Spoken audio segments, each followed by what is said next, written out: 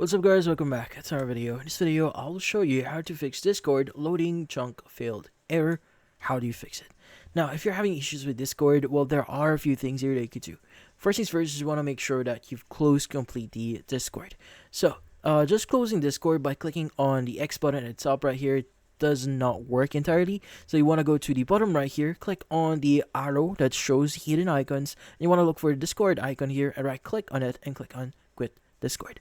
Once you've done that, you want to go to search here, and you want to type in the following. It's going to be run, and go and just open it up. Now, you first want to type in the following. It's going to be percentage app data percentage, and click on OK. Now, from here, you want to look for Discord. So right click on it, click on delete.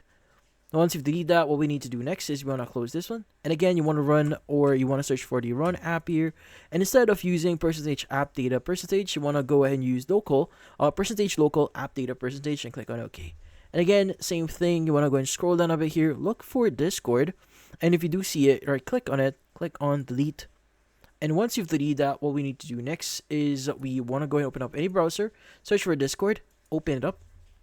And in Discord here, you just need to click on the option here for downloading Discord. Just click on download for Windows, and just run the .exe file here once it's actually downloaded.